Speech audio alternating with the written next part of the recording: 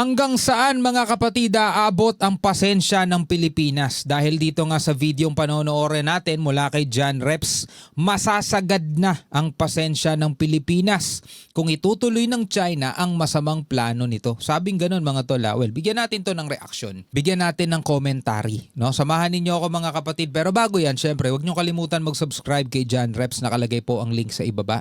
At kung bago ka pa lamang dito, trip mo yung mga ganitong klaseng reaction video, huwag nyo kalimutan mag-subscribe. Click nyo na rin ang notification bell para ma-notify kayo whenever na may mga bago tayong reaction and commentary video tulad nito. At kung ikaw ay nanonood sa ating Facebook page, syempre huwag nyo rin kalimutan mag-follow and like. Alright? So huwag na natin patagalin pa.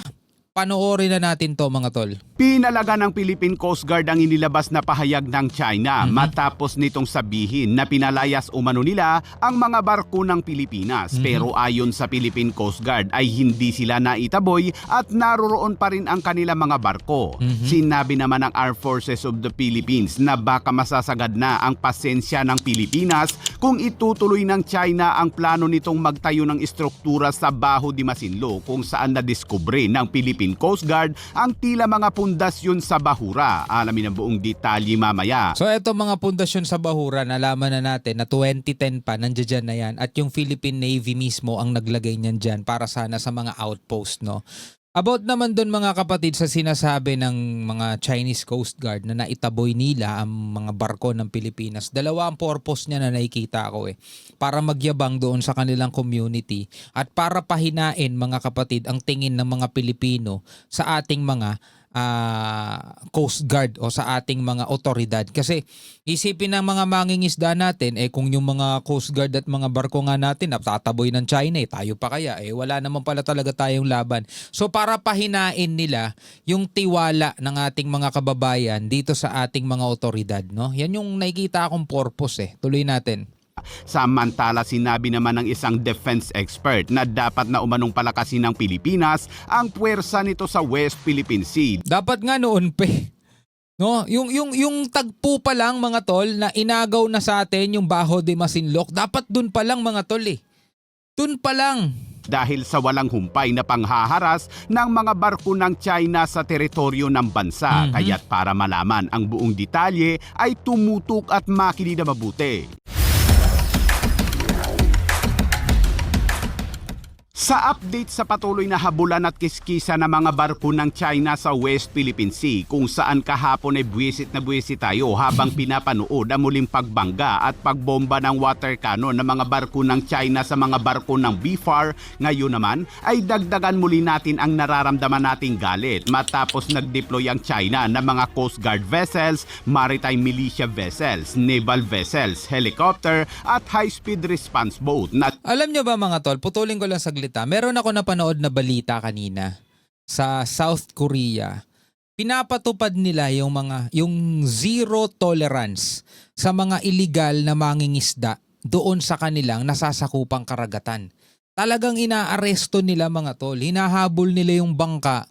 Alam nyo kung anong barko yung hinahabol nila, ha? Hulaan ninyo. Chinese fishing vessel mga tol. Mga incheck. Hinahabol nila, inaakyat nila yung barko, inaaresto nila yung mga mangingisdang illegal na nangingisda doon sa karagatan nila. Pinapatupad nila mga tol yung zero tolerance. Talagang hindi nila palalagpasin mga tol. Yung Coast Guard nila ganun katapang, ganun kaangas. dumaan pa mismo sa pagitan ng mga bangkang pangisda ng mga Pilipino. Sabit! Ayan, no? Dumaan pa mismo sa mga bangka ng mga mangingisda natin, no?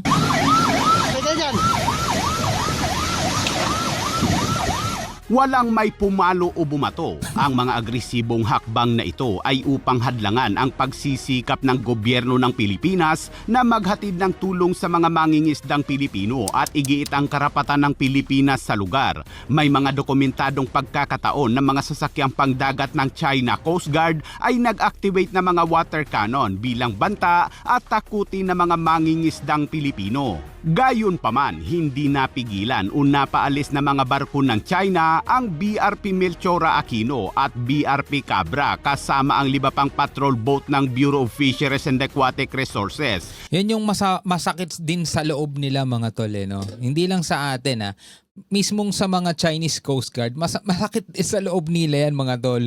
Yung tipong ginawa na nila lahat ng intimidation, 'di ba? Nagpakawala na sila ng mga high-speed boat, nag-water cannon na sila, pero hindi tayo maitaboy.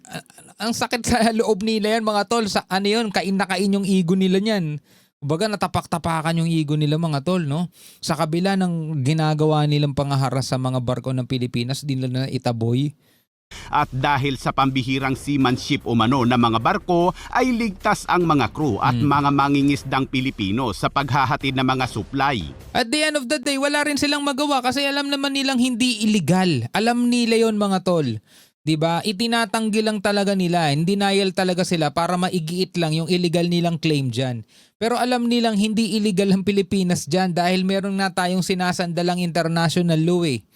Samantala sa isang hiwalay na operasyon ng Philippine Coast Guard, habang papalapit ang Philippine Coast Guard sa Baho de Masinloc, sakay ng Islander aircraft nito ay sinalubong agad ito ng radio challenge mula sa barkong pandigma ng China PLA Navy.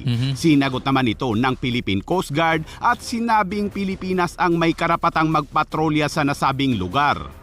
Canada Airspace of People's Republic of China. Informal intention to with misunderstanding. We do not possess any legal authority to patrol within the Philippines exclusive economic zone.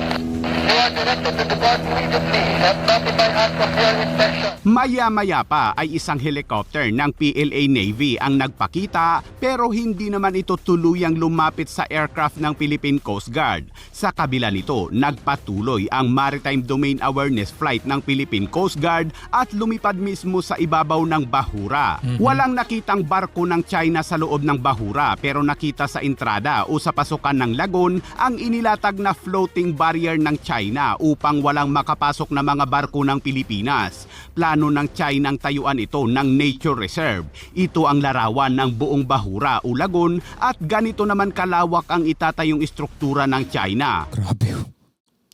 Grabe no. Talagang pag yan mga tol, hindi yan itinatayo ng one day. Hindi yan itinatayo ng 1 month. Tinatayo yan ng mga ilang taon din mga tol. Kaya kung talagang kayang-kaya nilang madalian, yung tipong 24 hours, 24/7, baka kaya nilang tayuan yan ng within a year. Pero pag yun mga tol na itayo ng China at walang nagawa ang Pilipinas kundi puro diplomatic protest, naku po.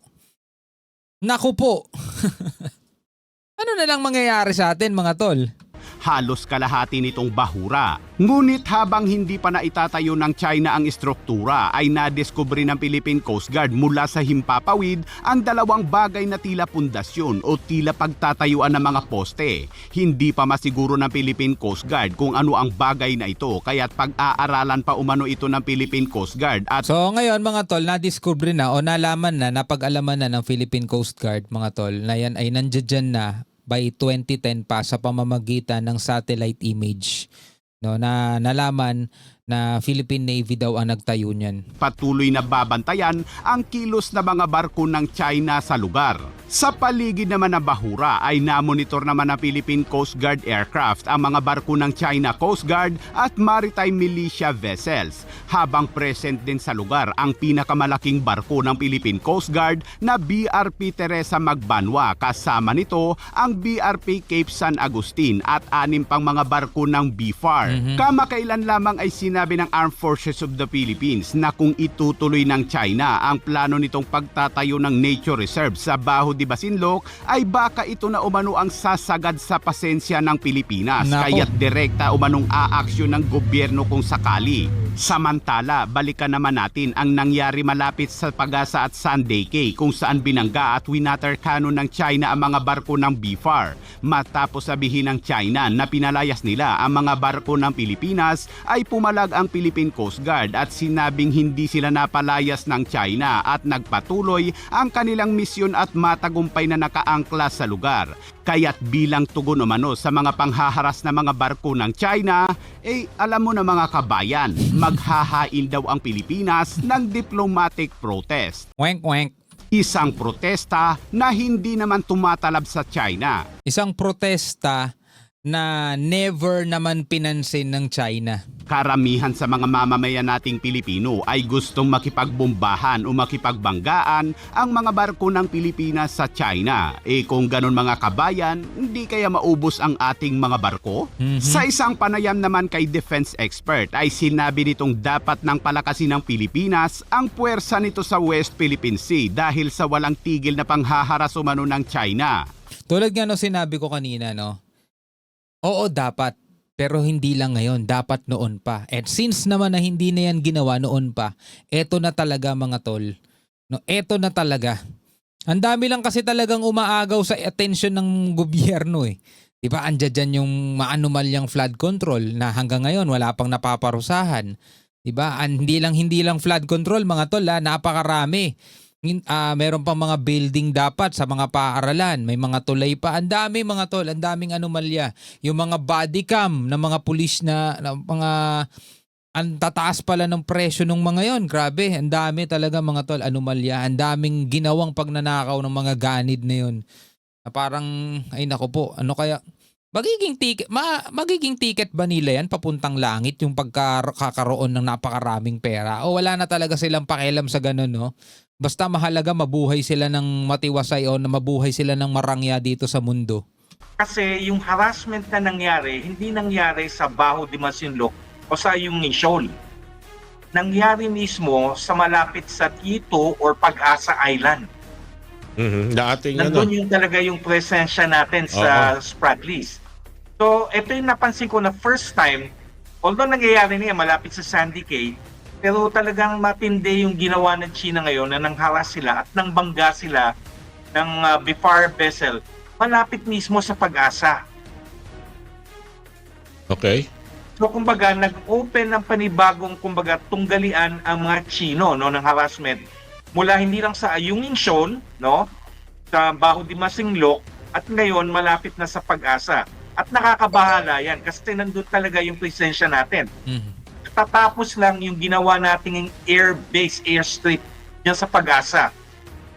So hindi malalayo sa pag-isip ko, baka paligidan din nila. Of course, pinapaligidan nila yung Pag-asa, pero mag-conduct sila ng pagpapalibot sa Pag-asa at of course harassment na ipitin tayo mismo kung nasaan yung pinakamalaki nating presensya sa Spratlys. Pero itong pag-iikot nila, pag-control ng movement sa paligid ng Pag-asa Island, hindi kaya isang paraan na rin yan para masikil at makontrol yung Pag-asa Island? May nakikita ba kayong gano'n, Professor De Castro? Posible. Ayan talaga nilang target. Talagang, kumbaga, pag sinakot nila talaga yung Pag-asa Island, talagang pinaalis tayo. Kumbaga kasi yung Pag-asa Island, ayan ang pinakamalaki na kumbaga land feature sa loob ng Spratlys. No? Mas ayan ba o ang Ito Aba kasi yung Ito Aba hawak naman ng Taiwan. So ayan yung isa sa pinakamalaki na land feature. At of course katatapos lang nung ating airbase na ginawa diyan, yung airstrip. Malaking ginastos ng gobyerno natin. Saka may mga diyan, may mga residente diyan, mga tol. At nakakabahala talaga na ginawa ng China na napakalapit sa Pag-asa. Pero yung diplomatic protest mo, walang kakayanang militar o lakas militar doon sa behind doon sa diplomatic protest. Kumbaga, sinasabi nga ng mga Chino, piece of paper lang yan, papel lang yan. Kaya ko yan So, it will take some time talaga i-build up natin talaga yung sandatahang lakas natin, no? Yung resort, long term yan, sabi nga ni Presidente, walang silver bullet. Kasi talagang, kumbaga naghanda na yung China sa pananakop nila sa South China Sea, West Philippine Sea at Taiwan, habang tayo nakapokus sa internal security. And ang masama dyan, masakit ang loob ko ka-Orly, napakalaking resources natin, kayamanan natin na dapat na invest sa ating defense, no, sa pagpapatayo ng Navy natin, pagpapalakas sa ministry, napupunta sa korupsyon. Tama.